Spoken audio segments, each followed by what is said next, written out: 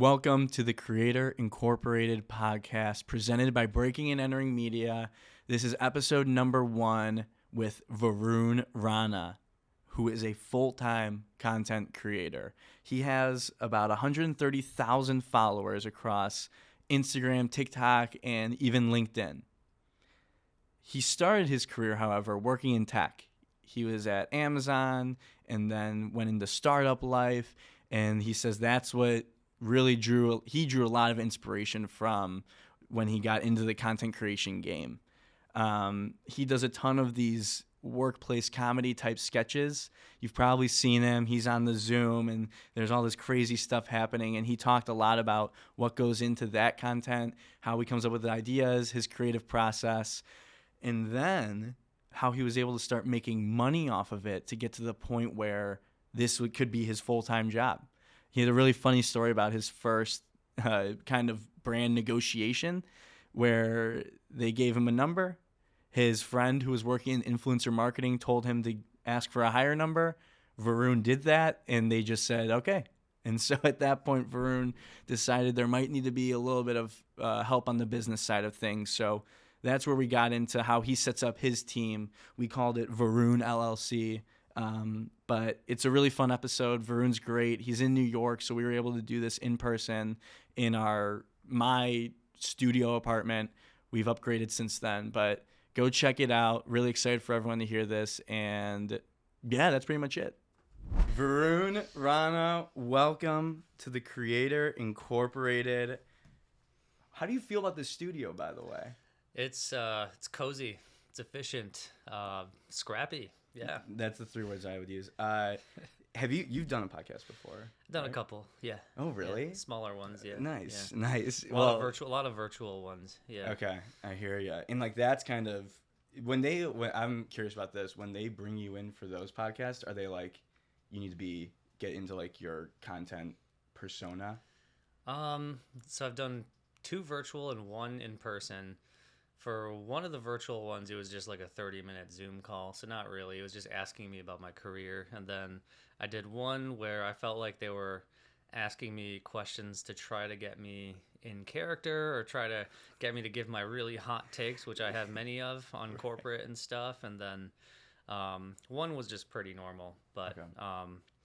But yeah, like I like to use these to kind of just not do that and just be myself and yeah, obviously give my takes on things, but like, I'm sure you've heard the term clip farming. Maybe you've heard of course. That. Yeah, it's what we're doing right now. Yeah. So I'm happy to try to give people the person they see on camera on my page, but like it's also a good space for me to not be that too. I know that's like that's kind of what we're digging into, and this is the premiere episode of the Creator Incorporated, and the whole idea is like. You see these people, like people come across you, millions of people, and they see the content you create gives them all this joy, and like being able to hear from you and like more so casual what you're actually like, I'm sure is like it's interesting to me because I feel like at this point we're kind of boys now. Yeah. Would you consider that? Yeah, I would consider us boys. Yeah, so we're boys now, and we're it's cool to be able to hang out with someone and just kind of. Just shoot the shit. Shoot the shit. Exactly. So that's my goal for this. But I mean, how's everything going now? You're a full-time content creator. So what does that mean to you? It's more so becoming like I'm a business owner now, and that's not something I ever thought I would be doing. I never considered myself an entrepreneur in the traditional sense. Like I never saw myself starting like a SaaS company, like especially if you've seen my content, but and then SaaS, for the normies out there, what does that stand for? Software as a service. Yeah. I never thought I'd start a company like that, but I always knew I wanted to self-start something, and I didn't know what, and started creating content. And even while I was creating content, I was like, but maybe one day I'll like start this kind of company or that kind of company, and nothing ever stuck. But now that I'm doing content full time, I'm realizing, this is a business too. And I actually need to be kind of smart about the decisions I make and strategic and make some diagrams and some spreadsheets even, and then it gets a little corporate. But I'm trying to find a balance. Like, what it means to be full-time content creating is just being a lot more thoughtful and intentional about what I'm doing, what I'm not doing, and having someone else do for me. Money coming in, money going out, etc. So just being a little more responsible about it. But it's also exciting because the end result is I just make more content and make better content.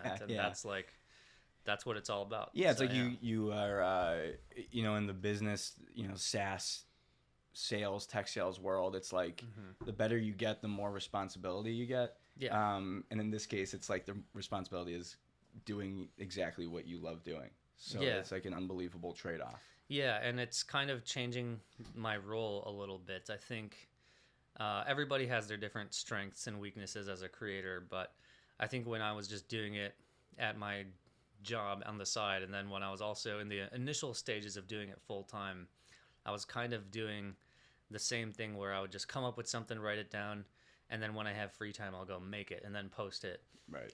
And now I'm realizing if I want to scale it, I have to kind of figure out what I want to be. Am I a creative director? Am I a distributor? Am I a project manager? Am I the entrepreneur making products and using this to sell a product? So what I've kind of landed on is now I'm trying to be more of creative director and more like, I think my strengths are like I have the ideas, I have the vision, I have a really good sense for what people want. I think my execution's good, acting, timing, all that stuff.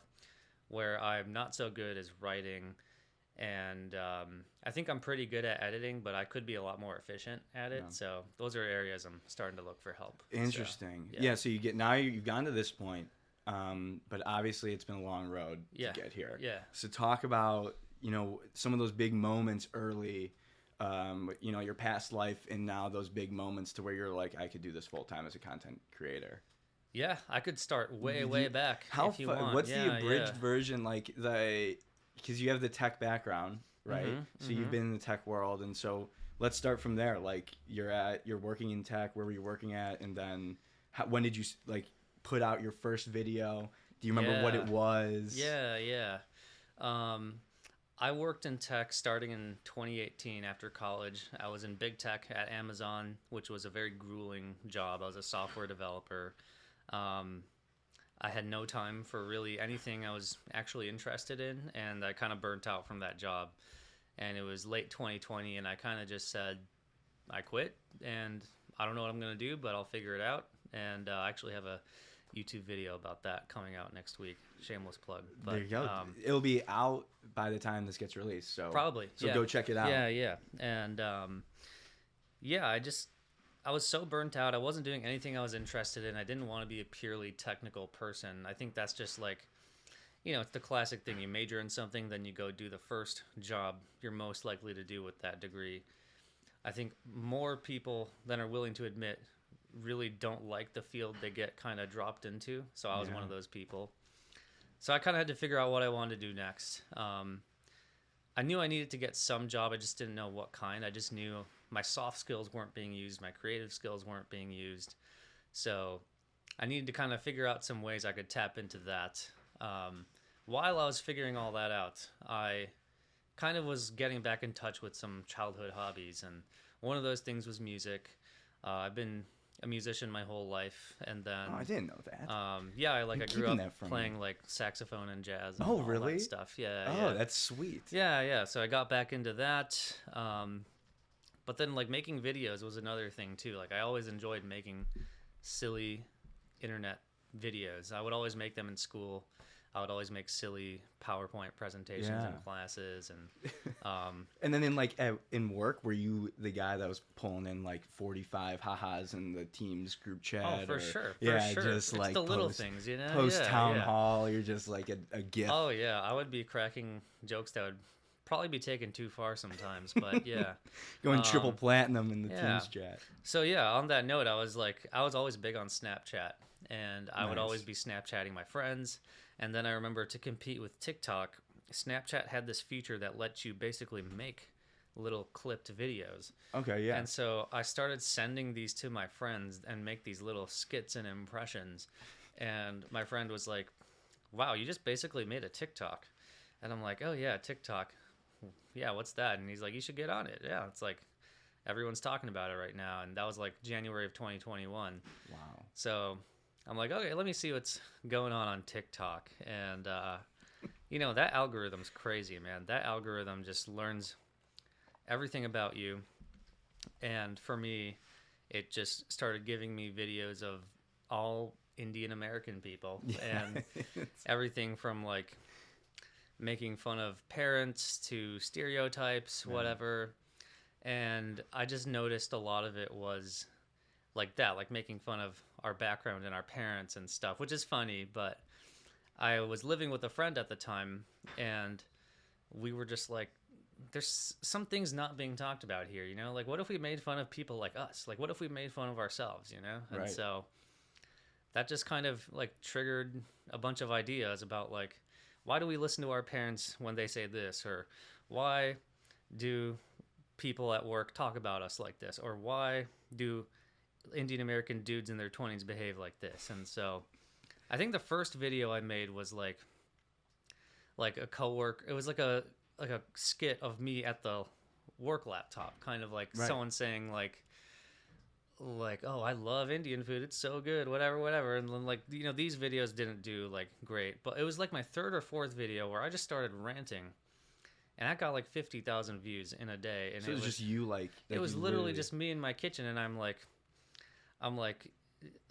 man, Indian parents are so obsessed with. I said, brown parents are way too horny for master's degrees. You guys should not get that if you don't want to get that. And like, a lot of people agree, a lot of people disagree. Totally. And I'm like, okay, cool. Like, hot takes do really well. I think that's kind of the game. I've always been the hot take guy, so I feel like, okay, let me start making more videos. And then I made one like about Indian guy in college who's like, "Oh, did you hear about that Indian frat party later? Oh no, I'm not gonna go to that. I'm too cool for that." But then you both end up going and seeing each other there. Yeah. So it's that kind of thing. That one got like 120K views in a day, and like pretty much That's from there, wild. I just started pumping out ideas and started building a pretty loyal following. Because you have like this endless content bank. It feels like, especially at the start, and it sounds like you had success I had pretty success quickly. 2 weeks into it. Yeah. Like a lot of people, there is the traditional thing like, yeah, you got to keep trying and then you'll get traction. I can't say I had that problem. I feel like you pretty early. Yeah. Like you kind of, it was a space that was dying for someone to kind of take it, because there's legitimately tens of millions of people who are relating to that experience. So it feels like it's not luck or whatever. It's like you're filling something that so many people relate with, and that's like I feel like that's the big key to the algorithm. Totally.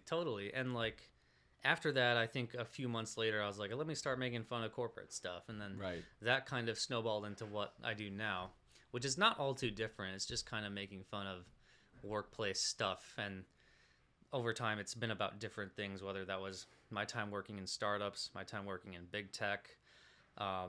Cultural clashes at work. Yeah, it's great, and like probably came onto my radar a couple years ago, I want to say. Oh, wow. But just like my friends, like someone put in the group chat, like just what I'm sure millions of other people experience by coming in contact with your stuff, and it was immediately like, this is hilarious. Like this stuff hits so hard, and even for someone who sits at a desk, and like during that time, post-COVID, everyone's on Zoom calls. So it's what you first cracked into, which was super relatable. Then it's like the workplace Zoom calls, and then the interactions with like Indian coworkers. Yeah. Is like, it was amazing. I mean, what I was experiencing was like, I'm at this remote job, and on the outside, it looks like I'm just sitting at my desk, but so much is happening. I'm at this startup that's just like not doing great at all. People are upset. People are like, there's so much drama. And it's all just happening on this laptop screen. And so it kind of came from that. And also like now with all the like voices I do and stuff, like a lot of that is inspired by like, what if we were doing this experience with our brains off mute, and everyone Right. just said exactly how they felt. Yes, because you know that's how they're feeling. Yeah. So you were working at a startup Yeah. after Amazon? Yes. So during that time where I was kind of figuring stuff out, I ended up going for like a sales engineer job. So I did that for a couple of years. What does that mean? Like like the company is like sales. Yeah. So like I would be like the technical person on the sales team. Gotcha. So like when Oh. customers wanted to buy our B2B SaaS offering, Yeah. I would help with like the technical demos, the technical discovery, and just like help them figure out how to use the product before Gotcha. and after closing. Was the content from that just incredible? Oh yeah, I would say like 99% of it's from that. Yeah, like, I mean, big tech has its own like flaws, but Yeah. I felt like startup life is the Wild West, and there's just infinite like what the fuck is happening. Yeah, Like, there's just constant conflict. I feel like Yeah. and when you're trying to, startups are known for moving fast, a lot going on, trying to build quickly, and a lot of people not really knowing, people that are in a lot of situations like way over their head. Yeah, and I think the issue I had was I didn't actually mind working at one. It was more like people who weren't able to embrace the spirit of it properly. Like it would be like I was at a late stage startup, so it's like Okay. you got the people who were like, yeah, like I don't fit in anywhere else, so this is where I just go be the ideas guy and do whatever I want, startup guy. And then you got the people who were like, no, but we're going to become a corporation now. Okay, And I'm yeah, like, yeah. okay, well, things don't and like these people don't even have a tech background in a lot of cases. Right. And so that's like the clash, the out of touch people that come into these companies. Because like if you're like yeah. an Amazon or a really really big company, Yeah. like you couldn't try to initiate change if you tried. Like it's like the ultimate equalizer. Even if you wanted to be like we need to grow really fast, you couldn't. There's too much Yeah, bureaucracy. it's very different. Like at an Amazon of the world, it's like you come in, there's a way of doing things. You have to kind of like suck up to it while simultaneously like figuring out how to get your own way too. Yeah. And then in a startup, it's just like everyone thinks they're the best. Yeah. Everyone is convinced that they are the savior of this company. And it's a bloodbath at all times. Like the crazy thing is I reported into a VP. So there's just extreme visibility into that and like politics at right. the leadership level. And you're always hearing about infighting and like, oh, this person said that. And well, maybe we'll be able to get him out of here though. Yeah, there's people like working and behind you're him. like, did someone just tell me they're trying to get someone fired? Like It's like legit. that is not normal. You're getting like stabbed in the back. This is like Yeah, yeah. Shakespearean, Exactly. drama unfolding right in front of Exactly. you. Just, I mean, it's no surprise that you have like all this content to create, and then you're at the startup, and so take me. How do we bridge the gap from you're working at the startup, the drama-filled startup, and then going full-time content? So that was 2023. I think I was taking a bit of a break, and then that summer I started pumping out more of these skits and really specifically talking about startup stuff. That stuff started to take off. Early 2024, no, actually I'll rewind again. Mid 2023, I changed jobs to a bigger tech company, like a later stage startup. Got it. And then I had much better hours, and then I started to kind of feel like, wait, I could do this full time. Like things started to kind of align, and I started to become more convinced that I could make this happen and make a living off of it. And so Was that because like money was coming in? yeah, I got a couple sponsorships that were paying like more money than I'd seen from these things before. And actually, I had a friend who had been doing this a little longer than me. And summer of 2023, my first time ever meeting a fellow content creator in person. And he was putting me on game because then he had, by that point, been doing like influencer marketing consulting like for brands. And Sure. so he was like, Varun, you got to ask for more money. I'm like, how do I do that? And he's like, okay, next time you get an inbound, just hit me up about that. So then I got this little startup, and I just did a video for them last week. And so I've like been working with them for a while now, and I was like, what do I do? He's like, just say this amount. And I'm like, are you serious? And he's like, yeah, just say that's your price. And then I did it, and then they were like, yep, sounds good. And I'm like, it's that easy? Like, I don't even there's no guidelines for pricing on this stuff at all. No, there isn't. That's what But I'm realizing. but yeah, I did 3 videos for them. They were a hit, and I was like, I could seriously be like making a living off of this. And so at that point, I was not responsible with the money I earned at all. I just spent it on stuff, stupid stuff. Xbox and 360. just like clothes and shoes and booze and stuff. But In that order? Clothes, shoes. yeah, pretty much. Booze, Yeah. Where were you at this time? Where were you living? I was in Brooklyn. I was in okay. downtown Brooklyn. I've been in New York for 2 years now. Okay, gotcha. So you're in Brooklyn, like... Oh yeah, I'm living large. I'm like, that's yeah, influencer money. I got my tech job. I got my influencer money. What's up, Alex Earl? Large. Yeah. But yeah, early 2024, like a year ago, I was like, okay, let's like get organized because everything I do is just in one Google Doc. So I'm like, okay, let me get a Notion board. Let me set up an LLC. Let me get a business card, business bank account.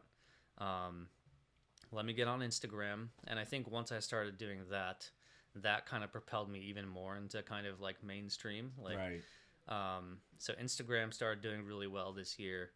And yeah, then I'm like, cool, I have 2 succeeding channels. And then I'm like, let me get on YouTube. And then that started doing really well early on. And so this summer I was kind of like, this is going really well. And I started thinking about quitting my job and going all in because I was working on this on the side and just like not sleeping. And right.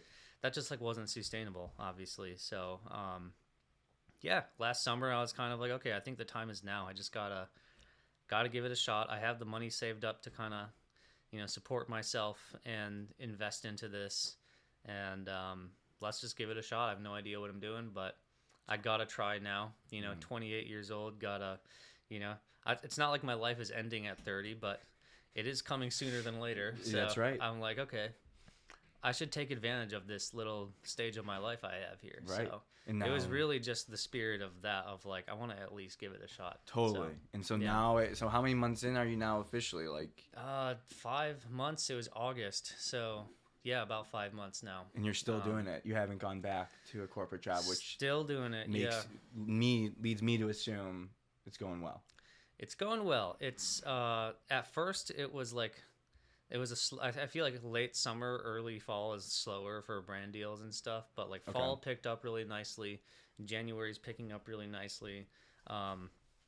So I started to get more confident that I could make a living doing it, but I tried to learn from my past mistakes, and now I'm like investing in like talent to help me. So I'm still kind of supporting myself partially off of my own savings and stuff, but I am able to afford like video editors and like you're investing back an assistant and stuff. Yeah, so I think that's like what I've got to do right now.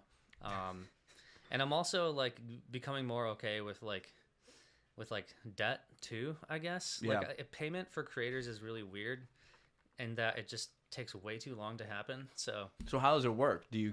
Is it like they pay you after you do the content? Some of them, they pay me the day after I post it, and some they have these like net 60, net whatever, where it's like net 60 usually means like 100 days, but like, yeah, so, those payment terms make it tough to be like, okay, when I get the money, I'll do this. So can you negotiate it? Not really. I leave that up to my agent. I'm a terrible negotiator, but you feel like guilt about it? Yeah, they always try to negotiate, like, pay me as soon as possible, but right. Top priority is just getting paid. For sure, yeah. But, so, I'm learning how to leverage simple things like a business credit card and maybe take out a line of credit or something. I don't know. There's just, like, these little things I'm learning. Like, I have these tools to, like, jumpstart this a little sooner and not, like, wait for, like, tens and tens of thousands of dollars before you can't wait. If you have the time. If you can see that it's coming and you can see that it's growing, you have to kind of like take risk, I guess. Yeah, I hear you. So that's like been probably a big lesson is reinvesting back in. And so who do you have? Like, what does Varun LLC look like? Yeah, who's working with you? So I have a assistant that I hired, like a virtual assistant who I actually just had start this week, but she's basically helping me to start with just like email management, and then going forward it'll kind of be like all the paperwork that goes into sponsorships. Like, Yeah. there's so much that Contracts. I just need to keep track of, like how much I got paid, when I should be getting paid, where's the contract. I need to be like regularly referencing these things, and they're all trapped in email threads. So Yeah, kind of just someone to manage my file cabinet. for sure. I definitely don't want someone like answering the phone or email for me. Like, I just want to do I that could do that myself. for you. I'm okay, man. Okay. But, You just let me know. All right, you just I'll let let me you know. know. You can forward it to my Yeah, phone. yeah. I'll be like double the price. I would, Hey, lo- now. I would love that. Yeah, just like a negotiation analyst. It's yeah. they're like, I'm not calling about a sponsorship. Yeah, yeah. I'm like, I don't care, double the price. Yeah, Like, this is yeah. your phone bill.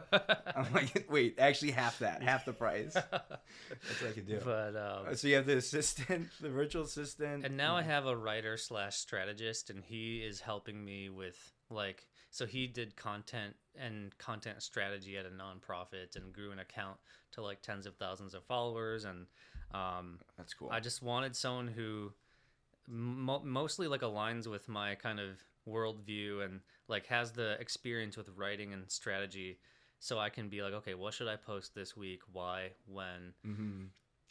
Is this writing coming together well? Yeah. So I would almost call him like, in some cases, like my editor or senior editor, where like I do a lot of the meat of the writing, but Yeah. like he helps like tie it together, because I am not like a seasoned writer per se. I think I can write some initial ideas and gags and stuff, Mhm. but putting together a piece of content to like keep a viewer hooked and make it universally likable, Yeah. that's something I could use help with. Gotcha. It's And then- yeah. that And then makes where sense. he's also helping me with like figuring out YouTube roadmap. So like we sat down and did a workshop a couple weeks ago thinking about, okay, like this is where the YouTube channel's at. What could it be? Who's the viewer? What are they going through? What are they thinking about? Why are they going to click this, etc.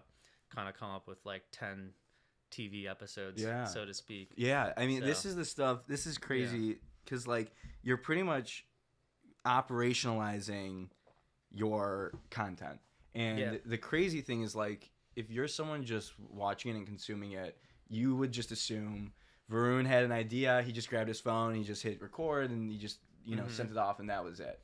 But the reality is, there's much more that goes into it if Oh you my want to God. be in it for the long haul. I mean, you got to look at the job boards of some of these big creators. I mean, they're full on companies with like HR people and marketing people and like everything you could think of. And then I've discovered, like, from talking to enough creators, like, yeah, everybody has a team behind them. Everyone that's like scalably making content is not doing it alone. It's physically impossible. Yeah. It is so much work, and you need to not operate in a silo. So, do you think yeah. do you think that's the biggest misconception that Mhm. for people is they don't understand, you just think you're just talking to a camera, and the biggest misconception is like, no, you need a full team behind you.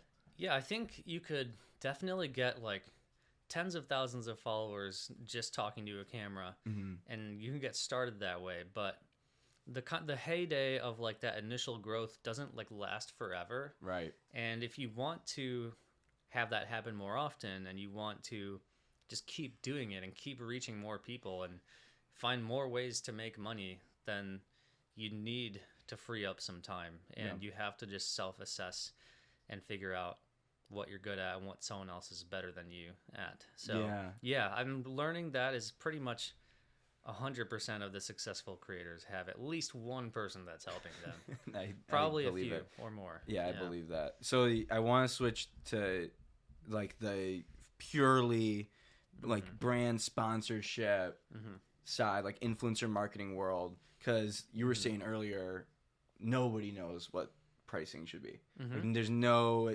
guide, there's no like price tag on any of this stuff.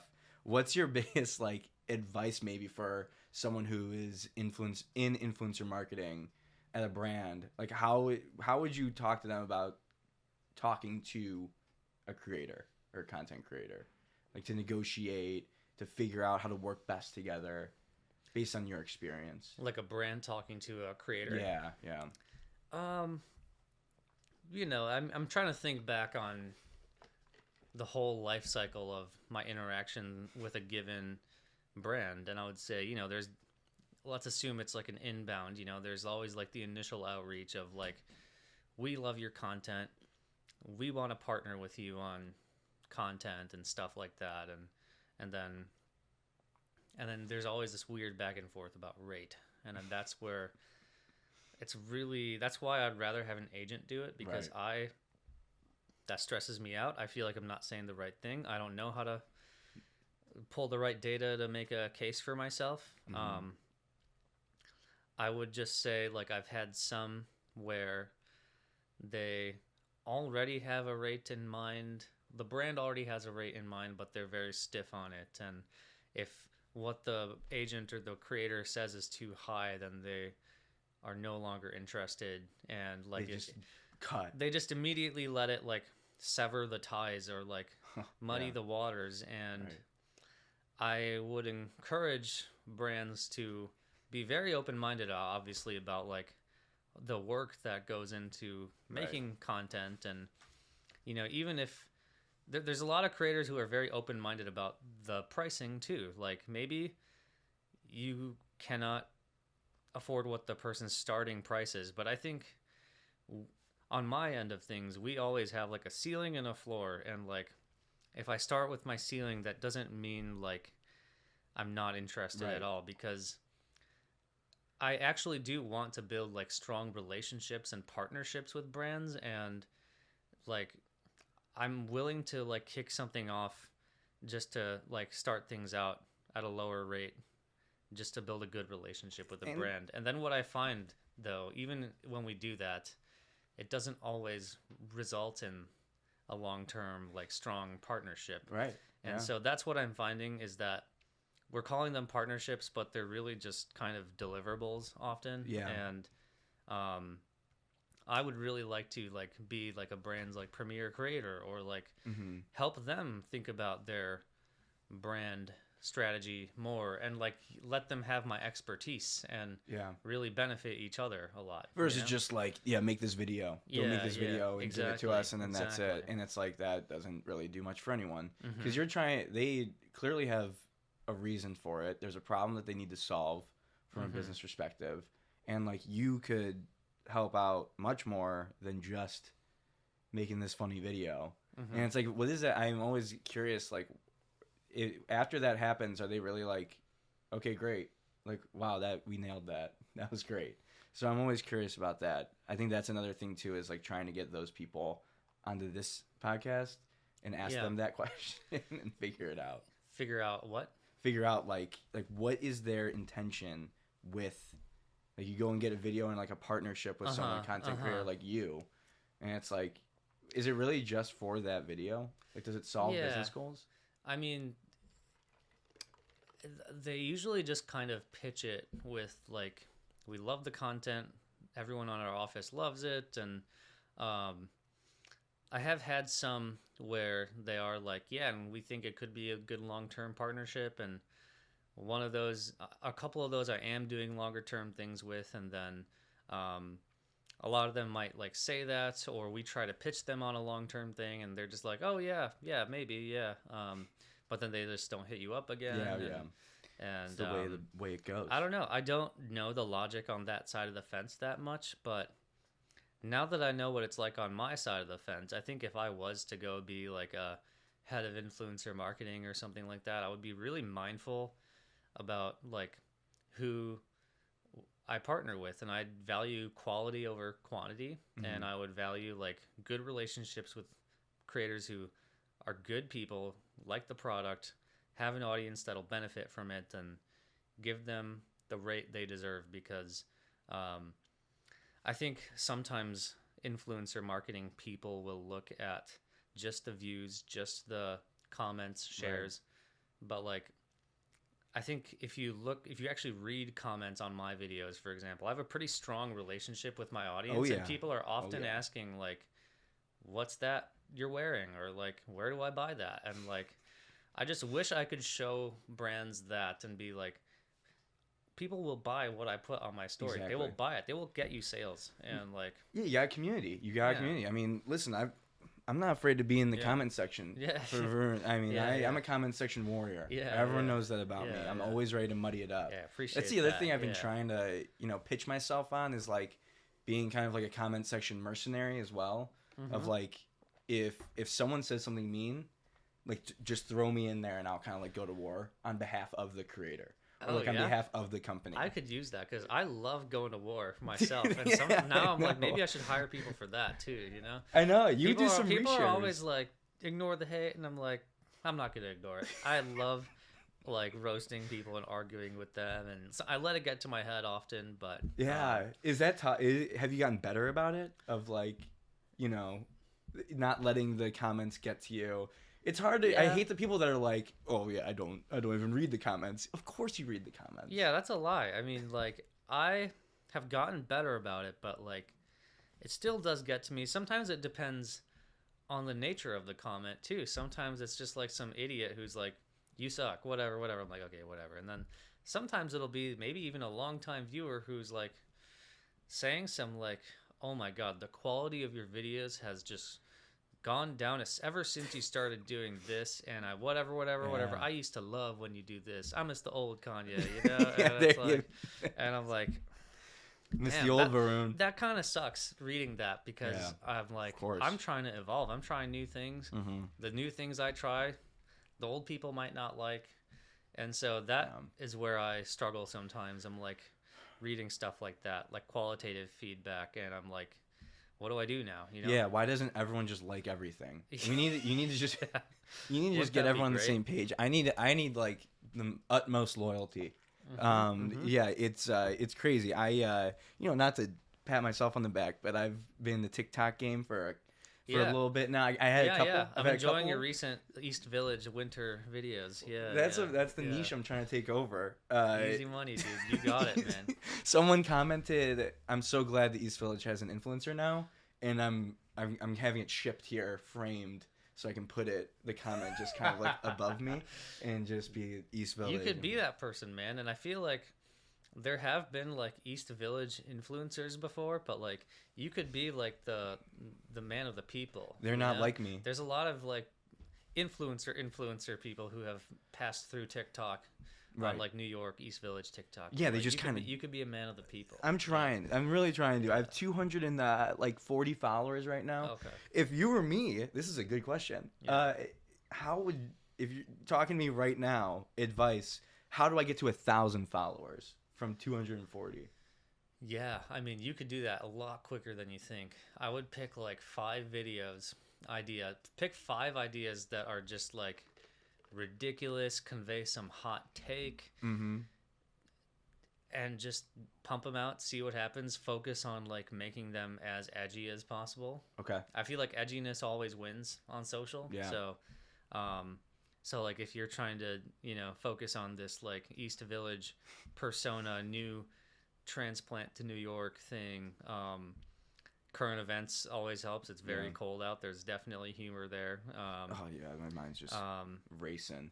Yeah, think about the person who's going to be watching and why might they. So it's clear that locals are seeing like this and being like, oh, cool, like someone who understands the little weird nuances. People would hate. People would hate that if they found out that I've only been here for like 4 or 5 months. Oh, you don't tell them that. I know, that's what I'm trying to avoid. Is like I would never want them to know. Or alternatively, you could be self-deprecating and be like, having lived here for 4 months and acting like I'm a real New Yorker, because that will get people to be like, haha, so true. And then that'll also get New York locals to be like, fuck you, dude. Like, you're not from here. Yeah. Perfect. 1,000 followers. Got it. There you go. You gave me the best advice anyone's ever given me about social media and creating videos. Do you remember what it was? I don't. It was extremely tangible. It was take a video outside. Oh yeah. That was you've been doing that. Yeah, I know, and those are the ones that hit. You literally were like, you're like, I don't know why. Maybe you do know why, but whenever I did a video that was just outside in New York, those always performed better. Yeah. I mean, it's like you can like learn something from traditional advertising too, because like when there's a ad that like is like taking place in the streets of New York, like it makes the viewer like, oh, that's cool, Similarly with any TikTok, it's just like I am almost forgetting what this guy's saying, but I instantly think he's cool because he's like chilling in the East Village and I'm interested. Yeah, and like I'm So, in, like, freaking Boise, Idaho. What do I? Like, yeah, that's yeah, exactly. So that's like how I feel about it. content is often about the literal, but often about the less literal too. Like the Hmm. like subtly, like I'm getting people interested because of where I'm standing, and Yeah. it's little things like that. It can be what you're wearing, it can be how you talk, it can be your voice, it can be uh, the music you use in your videos, like these little things, you know. Yeah, So I hear you. No, yeah. and I'm, you know, learn by doing is how I feel about it. And Hmm. as I learn in my, journey as an Yeah, aspiring TikToker or content creator, yeah. it's something you just figure out. Is there any advice you have for someone who is maybe like close to going all in? They've got like they're in like the Mm. 10,000, 15,000 follower range maybe, Yeah. just hate their job. They're tuning in right now. They're like, "Oh, I need like the motivation. I don't think I could do it." Like what would be your advice to someone who's interested in making the jump? I think there's never a right time. Like part of me wishes that I just did it sooner. And obviously it just has to feel right from within, but um, first always make sure you have enough saved up to like maybe take the leap, and then Yeah. if you have that, then you're the only one holding yourself back. Right. I think there is something to be said about when you have the free time to go all in on something. You start thinking about things you didn't think about before. Like when you're just working and making videos, you're just executing all the time. But the magic is in having the free time to be like, how can I make videos better? And how can I free up some of my time to find other ways to monetize, et cetera, et cetera. Like the time, having your time back is it's a magical thing, and you should not undercut that when you're evaluating the decision to go full time. Yeah, I freaking love it. yeah. I think that's really all I had. I don't know. Anything else? Anything else you want to shout out to the world? Let them know. Um, well, I guess on the flip side of what you just asked, if you're thinking of getting started, then just post it, man. That's what I always tell people. I think we're still so early in the content game. Like if you think about movies, they've been around for 100 years now, 100 plus years, and like content has been around for like 15 years, Hmm. or like traditional content as we know it. And well, there's still so much knowledge that hasn't been tapped into. 20 years from now, someone will top Mr. Beast, things like that. Like this Yeah. is still such a new industry, and if you think you don't have what it takes, you actually probably do, and there's probably something to share or make fun of that hasn't been made fun of yet. So Yeah. if you think you have that, then post it and see what happens. It could change your life. I have a couple So questions. yeah, That just came up? yeah, Do yeah. you think that I have a take that like there are so many people that could be incredible content creators Yes. in my group chats? Yes. Like I got a couple guys. I got some just like That's meme where I guys. started. I was That's the what I'm group saying. chat guy. You're the group chat memes yeah, guy. Yeah, yeah. Clipping Snapchat clips. Yeah, yeah. And so you made it out. And so for those people, I feel like freaking put that stuff in the public. Because it is laugh out loud funny, like what I see in some of my group chats with my buddies. Yeah, yeah. It's like I feel like the difference between them and the people who are doing it full time, the people who are doing it full time just posted it. They posted it and they believed in themselves to keep doing it. I think there's a lot of people who have judgment towards themselves or towards people who turn it into a career that like, no, I'm traditional career, I'm stable guy, whatever. I used to think like that too. But when you start believing in yourself more and putting more out there, then you start to stop thinking about that, and you start realizing it's just how you enjoy spending your time. Right. That's my last question. Was there ever concern from you like that self doubt, but also, what about are people going to think I'm weird? Like the judgment from people Yeah. outside, especially coming from like great tech job, great Yeah. career. Great is obviously subjective, but Yeah. for all intents and purposes, you had kind of a good setup. Yeah. Was there any fear that people would judge you when you jumped? Totally. Even before I jumped, like there was a lot of like, oh, just make sure your boss doesn't see. Maybe change your name to something not Varun, And I'm like, fuck that. I'm putting my name all over everything. Yeah. Like, I don't care if my name will reveal myself to my employer. I don't care if people can't find it on Google search results. I'm gonna put my name on everything, and I guess that's just kind of the person I've always been. But yeah, like people have given me like warnings about that, and then when it jumped, yes, absolutely, people are like, oh, I don't know, like give it like maybe find something on the side, and I'm like, on the side, like this was the side thing, like Yeah, this right. is the thing now. You can't put you the know? side to the So side. so you have to like put on the earmuffs and just kind of keep going.